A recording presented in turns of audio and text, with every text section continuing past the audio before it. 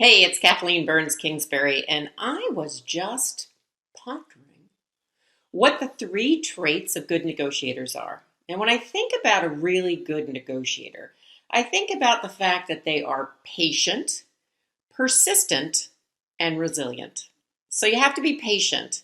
I know sometimes when we're negotiating, especially when we're negotiating our salary or some sort of financial purchase, we find that we get a little impatient. I know I do. But we have to have patience. Rarely does a good, effective negotiation happen with just one conversation. So that leads us to being persistent. So you need to be patient, but persistent. Persistent meaning not bugging the person all the time to make a decision, but just kind of nudging them along towards understanding what they want from the negotiation process and offering what value you have. And then you also, lastly, have to be very resilient because negotiating is not for the faint-hearted.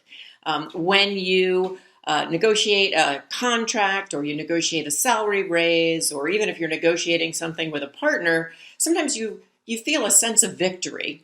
Even though it's not about winning, you feel just this great sense of satisfaction. But that probably happens 20-30% of the time. So when you are not as victorious as you'd like to be, or maybe the negotiation didn't at least initially turn out the way you wanted it to be, you have to be resilient. So you have to sit back and ask yourself, what did I learn from this negotiation about myself? What can I do differently going forward? And is there a way in which I can build up my resilience in negotiation through this learning process? So remember, the next time you sit down to negotiate money, think about, am I patient? Am I persistent?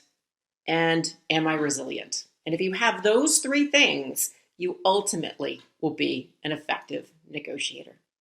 You want to hear more tips about negotiation?